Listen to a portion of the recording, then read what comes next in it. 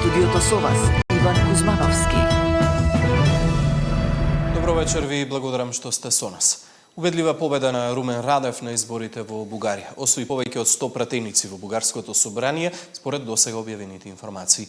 На второто и третото место се коалициите на Бојко Борисов и таа на Асен Василев со околу 40 пратенички места. Радев по гласањето рече дека победата е очекувана и ќе направи се за да не се оди на нови избори. За Борисов пак изборите одлучуваат кој ќе биде прв, но преговорите ќе одлучат кој ќе управува со државата. Од Софија известува Ивана Соколович Најдева. Румен Радев и неговата партија Прогресивна Бугарија убедливо води на парламентарните избори во Бугарија. По првичните изборни резултати тој убедливо победува во однос на неговиот политички опонент Бојко Борисов и ГЕРБ. Според првичните резултати објавени од изборните анкети, 6 партии влегуваат во составот на новото Бугарско народно собрание од 240 пратеници. Сепак и ова двојна предност на Румен Радев пред Бојко Борисов носи нова неизвестност, односно дали тој самостојно ќе успее да формира стабилна влада. Доколку тоа се случи, ќе му бидат потребни 120 пратеници на негова страна. По затворањето на гласачките кутии, двајцата излегоа со првични изјави за текот на гласањето. Румен Радев вели дека одговорноста е голема, но нема да дозволи изборите повторно да се повторуваат. Од друга страна Борисов му порача дека едно е да се добијат изборите, а друго е да се управува со државата. Да ги слушнеме нивните изјави. Ние очаквахме да бъдем първи. Аз ви казах, че моята социология беше пълните зали и площади навсякъде в страната. Беше нормално и закономерно. Очакванията са големи, надеждите са големи, това означава и голяма вота. Аз ви казах, че ще направим всичко възможно да не допуснем да ходим пак на избори. Пагубно е за България, разберете. Това означава ние да стълбаваме от криза в криза, а ние трябва да работим много сериозно, така че да излезем от тези кризи. Да ги добиеш изборите е едно, но да управуваш сосема друго. Изборите одлучуваат кој ќе биде прв, но преговорите решаваат кој ќе управува. ГЕРБ може и во власта, и во опозицијата. И во политиката, како и во животот, треба трпение. Аналитичарите во Бугарија велат дека не е исклучено постизборно коалицирање на Радев со ПП-ДБ, но отколку таа коалиција би била издржлива, се уште е неизвестно. Румен Радев може да одбере дали да има изцело руска влада или некоја побалансирана измеѓу неговата партија и по проевропските партии како ПП-ДБ, да кажеме. Јас би дал едно мое мислење. Мислам дека Румен Радев ќе оди на коалиција со ПП-ДБ.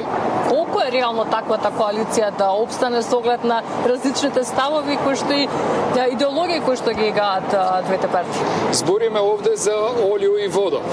Тешко да се измешат, но знаете, во политиката е значи ова што е можно во моментот. А ако нема доволно мандати Румен Радев, верувам дека он ќе оди на по било која цена да направи влада, зошто овој не огромен резултат кој го остварува на денешните избори, не верувам дека би се повтори доколку за 2-3 месеци имаме нови избори. Втора работа, ако имаме нови избори, тоа значи нова службена влада во Бугарија, која по нашето законодавство ќе биде контролирана од ГЕРБ, односно од политичките противници.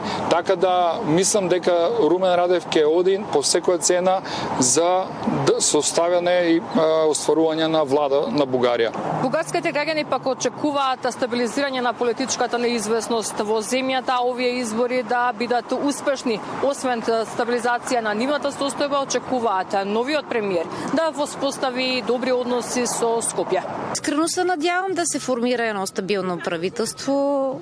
За мен е важно всички да излязат да гласуват. Това не е важното, тъй като в последните години се наблюдава много ниска избирателна активност. И сега искам да направим това, което направиха унгарците. Да излезем всички и да заявим своя избор. И да има честни избори, а не както минали години, когато се купуваше вота на българина. Въобще нищо не очакваме да има някаква нова власт. Евентуално тя ще е такава някаква малка, такава до септември месец ще бъде новата власт. Много трудно. Едни и същи са участниците и много трудно ще се случат нещата. Но надеждата умира последна. Ама тя и сега си е стабилна. Сега си е стабилна, въпрос на гледна точка. Кой какво му харесва. Така. Разбира се, че трябва да се подобри комуникацията со Македонија, защото македонците наши братија, македонци и бугарите заедно, само разделя политиката.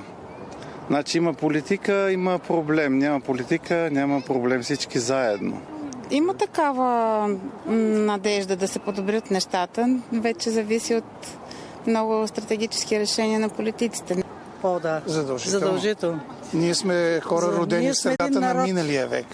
Ние сме един народ, какво да делим? Да. Нашите отношения от средата на миналия век беха страхотни. И разни хора промениха тия неща. За мен е задължително да сме в идеални взаимоотношения, тъй като историята в миналото говори красноречиво, че ние сме едно цяло.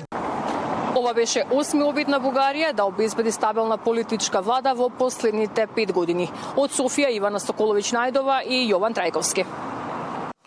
А Мицковски очекува да биде избран јасно проевропски ориентиран премиер на парламентарните избори кои денеска се одржава во Бугарија, кој ќе биде фокусиран повеќе на добрососедски односи наместо на билатерални спорови. Според него впечатливо е што за изборите во Бугарија за гласање се пријавиле само 250 граѓани од Македонија.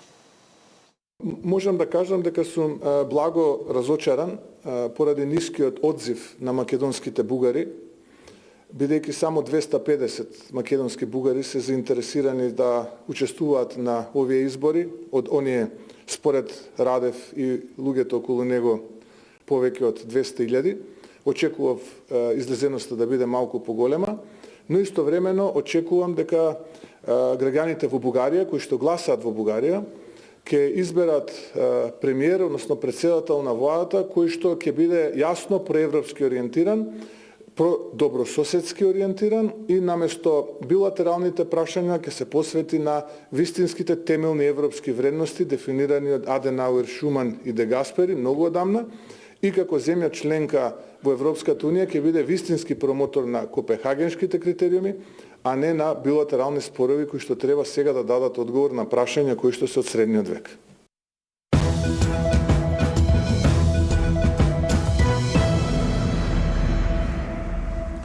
Владата го враќа ДДВ-то на дизелот на 18% и најавува поевтини горива по утрешната одлука на Регулаторната комисија за енергетика. Мицковски тврди дека сме помеѓу лидерите во Европа по бројот на мерки за заштита на стандардот на граѓаните. Лидерот на СДСМ Венко Филипче пак обвинува дека цените се високи, а животот е тешок. Поевтини горива за денар и половина очекува премиерот по утрешната седница на Регулаторната комисија за енергетика. ДДВ-то на дизелот ќе се врати на 18, додека за бензините и натаму ќе плаќаме 10%. Премиерот вели дека со досега понудените мерки владата успеала да го заштити стандардот на граѓаните, а статистиката на ММФ покажала дека само 2 земји во Европа примениле повеќе мерки од Македонија. Велеа дека доцнеме со мерките, дека тие мерки не биле доволни и така натаму, но според Меѓународниот монетарен фонд, податок објавен на 15 април, односно тоа е пред неколку дена, 4 дена, можете да забележите дека ние како држава сме на 3-то место според мерките кои што сме ги примениле како процент од бруто домашниот производ во Европа. Лажеа за мигранти, лажеа дека ќе сме банкротирале, лажеа дека ќе нема за пензии, уште што ли све не излажа, па така излажа и за мерките кои што ги применивме и подготвени ја пречекавме енергетската криза. Цените се високи, животот тежок. Граѓаните скапо ги плаќаат политиките на Мицковски, реагираше опозицијскиот лидер. За разлика од нас, сите други земји, како во регионот, така и во Европска унија, презема соодветни мерки. Уведува мерки да ги заштитат граѓаните и да ја успорат инфлацијата и растот на цените на енергијата. Само нашиот премиер не реагираше и се уште раскажува бајки дека сме, внимавајте, трета економија во Европа.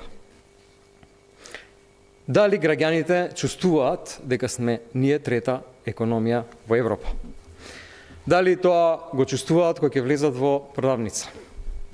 Дали чувствуваат кога ќе ги плаќаат сметките за струја и за гориво? Дали фрижидерите дома чувствуваат дека сме ние трета економија во Европа. Филипче денеска побара власта да ги замрзне цените на основните прехранбени производи, да се намали стапката на ДДВ и да се обезбедат посебни мерки за ранливите категории на граѓани. Александар Спасовски, Сител телевизија. На електронската адреса на Министерството за внатрешни работи утрото пристигнале закани за поставени бомби во Истгейт и Даймонд Мол. Полицијата експресно го испразни најголемиот трговски центар во Скопје, а проверките покажаа дека се работело за лажни дојави. Дојави за поставени бомби привремено испразнија два трговски центри во Скопје. Заканата пристигнала на мејлот на Министерството за внатрешни. Полициски екипи веднаш излегле на терен, а проверките покажале дека дојавите се лажни. Денеска на електронска адреса на Министерството за внатрешни работи е добиена порака со закана дека во трговските центри Истгейт и Даймонд во Скопје се поставени експлозивни направи. Веднаш по добиените пријави преземени се соодветни мерки и активности од страна на полициски службеници во внатрешноста и околу објектите, при што е утврдено дека станува збор за лажни дојави за бомби. Како превентивна мерка, посетителите и вработените во двата трговски центри беа евакуирани. Граѓаните кои ги затекнавме пред едниот трговски мирно ја следеа ситуацијата. Влезовите беа под строга контрола додека траја проверките. Имаше соопштение дека сите службени лица, сите потрошувачи треба да излезат и толку. Предпоставуваме дека е некоја дојава. Се надеваме лажна за тоа и толку. Внатре бе оставив нешто требаше да купам и чекам да го земам тоа, ама нема што да се прави. Еве сите луѓе чекат, некои се службени лица овдека, некои дојдени се завршат работа, пошто денеска работат, као што гледаме, Истгейт, односно моловите. Имаше и граѓани кои што туку доаѓа, па не знаеа за настанот. Да, во игротека мислевме да одиме. Не се јас слушаме, добро што не информиравте. Ќе чекате сега да отвори? Па, да. Кога пристигнавме пред вториот трговски, забележавме само полициски возила, но влезовите веќе беа отворени. А бефе сега проаѓам низ молот. Нема ништо внатре? А сега горе не сум бил, мислам вона, меѓутоа тука низ ова пролазо што е, тука сум поминав, нема ништо. За дел од граѓаните, ваквите дојави веќе не се нешто ново, па луѓето и не реагираат како порано. Сметаат дека влијание имаат и светските тензии. Паника немаше. Мислам, и веќе се навикнавме на овој начин на живот. Некој ќе даде лажна дојава, службите се задолжени да проверат тоа и така. Не знам што да кажам, има ситуација на Блискиот Исток поврзана со интервенцијата на САД и Израел во Иран. Видовме дека пред некој ден имаше и во еврејската земјица нешто што никогаш не се случило, подметнување, некој пожар, обид за подметнување и тоа е тоа. Се надеваме дека ништо нема да биде од тука. Во изминатите неколку години имаше стотици лажни дојави за поставени бомби низ Скопје. Заканувачки пораки најмногу беа испраќани до училишта. Мартин Арсов, Сител телевизија. Иран ја отфрли можноста за одржување втора рунда мировни преговори со САД, објави иранската државна новинска агенција ИРНА. Отсуството на Техеран од разговорите се должи на претераните барања на Вашингтон, нереалните очекувања, постојаните промени во ставот, повторуваните противречности и тековната поморска блокада, објави агенцијата. Веста доаѓа откако Доналд Трамп најави дека нова рунда разговори ќе се одржи утре. Ова беше последната информација во вестите. Ви благодарам на вниманието и посакувам пријатна вечер.